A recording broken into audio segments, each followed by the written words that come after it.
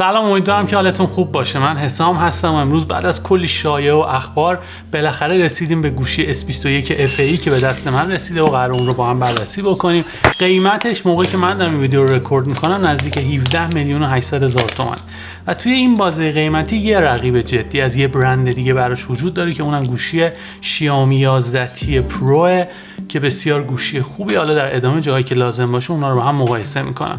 البته که خیلی سوالای مختلفی در مورد مقایسه این گوشی یعنی S21 FE با ورژن سال قبلش یعنی S20 FE و همچنین گوشی‌های S21 و S21 پلاس وجود داره که سعی میکنم به همه این سوالات در انتهای این ویدیو حتما جواب بدم. از طراحی اون شروع میکنم که بسیار طراحی شیک و زیبایی داره. به نظر من خیلی نازکه و خیلی شبیه به گوشی S21 معمولی 177 گرم وزنشه، ولی خب باید دقت بکنید که فریم فلزی داره و پنل پشتیش از جنس پلاستیکه و اگر همینجا بخوام یه مقایسه خیلی سریع بین این گوشی S21 معمولی انجام بدم، نکته‌ای که وجود داره اینه که ماژول دوربین این گوشی فلزی نیست و دیگه یه حالت یک پارچه با اون فریم رو نداره و پنل پشتیش به صورت جداگونه دیزاین شده، ولی خب صفحه نمایشش به صورت تخته و با گوریلا گلاس ویکتوس پوشونده شده، بنابراین خیلی زود قرار نیست که اتفاق بدی برای صفحه نمایش گوشیتون بیفته. هدفون جک نداره و نمیتونید به وسیله مموری میکرو SD ظرفیتتون رو افزایش بدید و به صورت پیش‌فرض دو تا انتخاب دارید، یا 128 گیگابایت یا 256 گیگابایت که فکر میکنم تا مدتی جوابگوی نیازهاتون باشه. گلکسی S21 FE توی 4 تا رنگ عرضه میشه که این نسخه‌ای که اینجا دست منه توسی تیره است و اثر انگشت رو خیلی به خودش جذب نمیکنه، حالت مات داره و کیفیت ساخت نسبتا خوبی هم داره، حس خوبی رو منتقل میکنه. از جعبش براتون بگم و شارژری که توش وجود نداره و فقط یک کابل USB Type-C به USB Type-C داریم، ولی خب باتری 4500 میلی آمپر ساعتی که توی گوشی S21 FE وجود داره رو اگر برید و یه شارژر 25 واتی خودتون جداگونه بخرید میتونید توی 70 دقیقه از 0 تا 100 شارژ بکنید که به نظر من خوبه و بیشتر از یه روز میتونه باهاتون راحت همراهی بکنه. نکته جالبی که در مورد باتری این گوشی وجود داره اینه که S21 معمولی باتریش 4000 میلی آمپر ساعته، S21 پلاس باتریش 4800 میلی آمپر ساعته و باتری S21 FE که امروز اینجا دست منه دقیقاً وسط این دوتا قرار میگیره که اینم موضوع جالبی. البته نسبت به سال گذشته در مقایسه با گوشی گلکسی S20 FE هیچ تغییری نکرده، هر دوتای اونا ظرفیت باتریشون 4500 میلی آمپر ساعت. میرسم به اسپیکری که برای این گوشی در نظر گرفته شده. واقعاً اسپیکر خوبی داره در کلاس پرچمدارها و مطمئن باشید که میتونید از صدای اون موقع تماشای فیلم یا حتی موسیقی لذت ببرید. سامسونگ توی گوشی گلکسی S21 FE از یه صفحه نمایش 6.14 اینچی AMOLED با رفرش ریت 120 هرتزی استفاده کرده که واقعا صفحه نمایش خوبیه، رزولوشن خوبی داره، فول اچ دی پلاس و جالبه بهتون بگم که تراکم پیکسلی 411 پی پی آی، بنابراین اون تصویر یا اون متنی که توی صفحه نمایش این گوشی وجود داره بسیار شارپن. رنگ ها هم توش بسیار غنای بالایی دارن و روشناییش هم به نظر من قابل قبول، 800 نیت، بنابراین توی محیط خارجی هم به راحتی میتونید باهاش کار بکنید. نکته جالب سنسور اثر انگشتی که زیر صفحه نمایش قرار گرفته به صورت اپتیکال، ولی خب سرعت قابل قبولی رو داره و من تستی که روش انجام دادم سریع گوشی رو آنلاک میکنه و اگر بخوام خیلی سریع اون رو با گوشی S21 معمولی مقایسه بکنم باید بهتون بگم که از اون گوشی سایز بزرگتری داره و نسبت به گوشی S20 FE و S21 پلاس صفحه نمایش کوچیکتری داره که باید این نکته رو حتما در نظر بگیرید. درباره عملکرد این گوشی باید بهتون بگم که خب چیپستش اگزینوس 2100، البته دو تا ورژن داره، یا با اسنپ دراگون 888 عرضه میشه یا با اگزینوس 2100، ولی نسخه‌ای که توی ایران وجود داره اگزینوس 2100 و واقعا عملکرد خوبی داره. میدونم خیلی هستن که دوست دارن این گوشی رو با چیپست اسنپ دراگون 888 تهیه بکنن، ولی خب فعلا خبری از این ورژن توی بازار ایران نیست و در مورد عملکردش باید بهتون بگم که داغ نمیکنه. من تستش کردم، خیلی دمای منطقی داره، باهاش بازی کردم، کال آف دیوتی رو باهاش بازی کردم و واقعا خیلی روونی بازی رو اجرا میکنه و اگر خیلی طولانی مدت باش بازی بکنید در نهایت به دمای 39 درجه میرسه که اونم خیلی زیاد به نظر نمیرسه و اگر از یه فن روش استفاده بکنید میتونید ساعتها باش بازی بکنید بدون اینکه مشکلی پیش بیاد. اگه خیلی به چیپست اسنپ دراگون 888 علاقه‌مندید و یکی از اولویتاتونه میتونید برید سراغ رقیب این گوشی یعنی شیائومی 11T پرو که دقیقاً همین چیپست رو داره، اما از لحاظ عملکرد باید بهتون بگم که واقعاً خیلی عملکرد خوبی داره. با اندروید 12 و وان یو آی 4 عرضه میشه که خب اونم کمک میکنه که خیلی تجربه کار کردن جذابی رو با گوشی S21 FE داشته باشید. خب میرم سراغ دوربینای این گوشی. سامسونگ از یه ماژول سه‌گانه توی این گوشی استفاده کرده، دوربین اصلی 12 مگاپیکسلی که خیلی شبیه به نسل قبلی و همچنین گوشی گلکسی S21 عمل میکنه. خیلی رنگای خوبی بهتون میده، خیلی کنتراست قابل قبولی داره، داینامیک رنجش خوبه و کلا تجربه عکاسی خیلی خوبی رو میتونید با گوشی S21 FE داشته باشید. باید به این موضوع دقت بکنید که از بابت تصویربرداری هم رزولوشن هم سرعت رکورد خیلی قابل قبولی رو بهتون میده. میتونید با رزولوشن 4K و سرعت 60 فریم بر ثانیه با این گوشی تصویربرداری بکنید که به نظرم عدد خیلی خوبیه.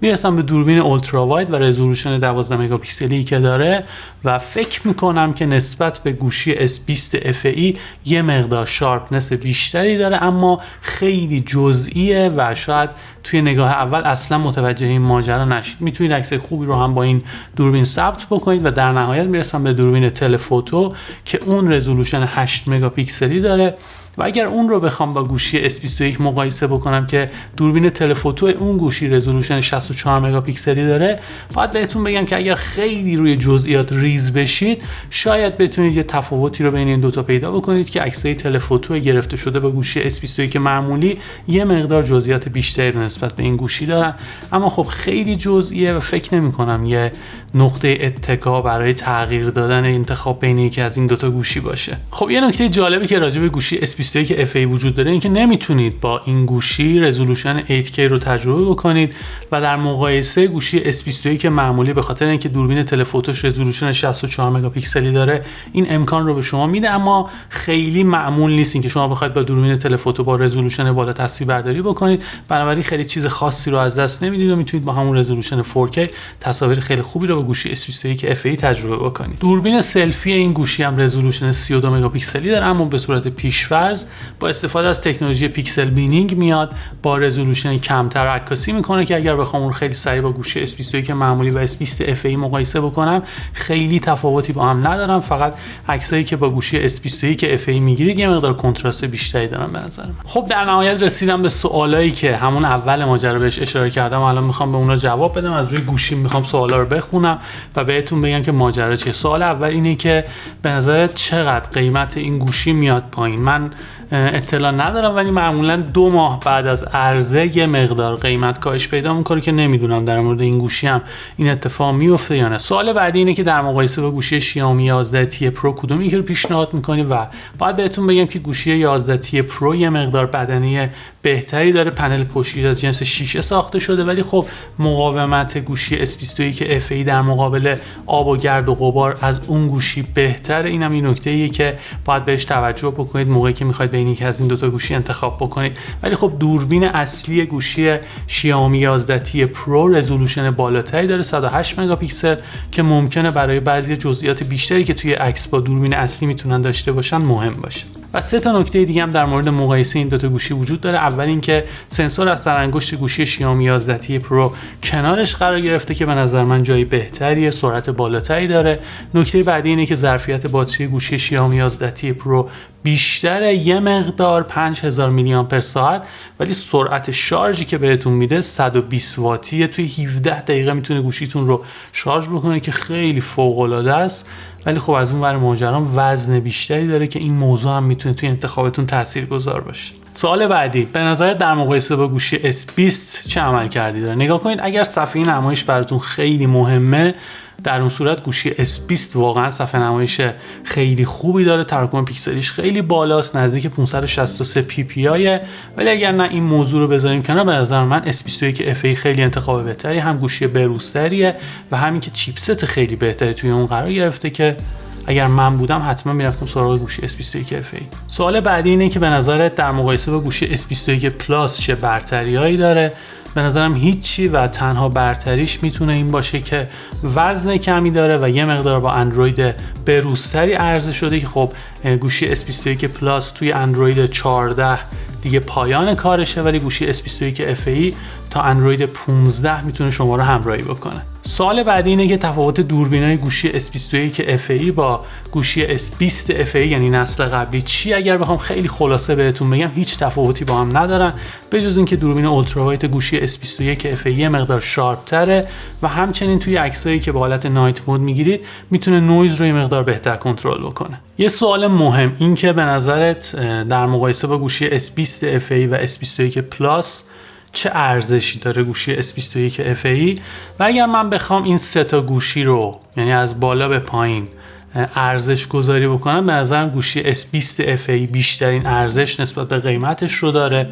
بعد از اون گوشی S21 FE یعنی همین گوشی که امروز دارم بررسی میکنم قرار میگیره و بعد از اون مشترکاً گوشی S21 معمولی و S21 پلاس قرار میگیرن. البته یه نکته وجود داره و اونم اینه که اخیراً قیمت این دوتا گوشی مخصوصاً S21 معمولی افزایش پیدا کرده. قبلا نزدیک 18-19 میلیون تومان بود که خب اینم باید در نظر بگیریم که قیمت امروزش خیلی بیشتر از اونه و همین موضوع باعث میشه که انتخاب سوم من برای ارزش گذاری گوشی S21 معمولی و S21 پلاس باشه. سوال بعدی خیلی جالبه، این که آیا به نظرت بدنه گوشی S21 FE ارزون و بی‌کیفیت یا نه؟ باید بهتون بگم که اول باید تعریف بی‌کیفیت رو بر خودتون مشخص بکنید. به نظر من اصلا بدنه بی‌کیفیتی نداره و اگه بخوام یه ذهنیتی رو بهتون بدم خیلی شبیه به بدنه گوشی گلکسی A72 و A52، اونام دقیقاً همین حالت پلاستیک ماتو دارن و به نظر من خیلی با کیفیتن. ولی اگر میخواید که بدنه گوشی خیلی خوبی داشته باشید اون موقع باید برید سراغ گوشی S21 معمولی ورژن پلاس یا اولترا که خب اونا قطعاً مخصوصاً این ماژول دوربینشون خیلی زیباترن و بدنه جذابتری هم دارن. سوال بعدی اینه که آیا مثل گوشی S20 FE ورژن 4G داغ میکنه یا نه؟ من که باش بازی کردم اصلا چنین مشکلی رو نداشت، اما باید دقت بکنید که من این گوشی رو 3-4 روز در اختیار داشتم و شاید خیلی زمان مناسب و کافی برای قضاوت در مورد داغ کردن گوشی نباشه. و خب سوال آخر اینه که در مقایسه با گوشی A52s به نظرت کدوم یکی میتونه انتخاب بهتری باشن؟ توی دو تا کلاس متفاوتن، سری S، سری A. قطعاً گوشی S21 FE سخت افزار خیلی بهتری داره و به نظر من در کل انتخاب بهتری، اما اگر هزینه و بودجه رو در نظر بگیریم به نظرم گوشی A52s ارزش بیشتری نسبت به قیمتی که براش دارید پرداخت میکنید داره. خب در نهایت باید بهتون بگم که گوشی S21 FE میتونست قیمت پایینتری داشته باشه، میتونست زودتر از این عرضه بشه، ولی خب با در نظر گرفتن همین دوتا موضوع گوشی بسیار خوبیه و خیلی گوشی کاملی، خیلی رو راضی میکنه. مطمئنم نسبت به این موضوع اگر اون چند میلیون تومان براتون مهم نباشه قطعا برید سراغش، ولی اگر نمیخواید که نسبت به بودجهتون بهترین انتخاب ممکن رو داشته باشید شاید ورژن قبلی این گوشی یعنی گلکسی S20 FE هم گزینه خیلی خوبی باشه. خیلی ممنونم که این ویدیو رو تا انتها تماشا کردید. امیدوارم که لذت برده باشید از تماشای اون. اگر این ویدیو رو از طریق پلتفرم یوتیوب تماشا میکنید حتما این کانال رو سابسکرایب بکنید و زنگوله کنارش رو هم بزنید. یادتون باشه که توی کانال یوتیوب ما میتونید ویدیوها رو با کیفیت 4K تماشا بکنید. خیلی ممنونم که نظر میدید، کامنت میذارید و امیدوارم که این اتفاقی روند ادامه دار باشه. مرسی.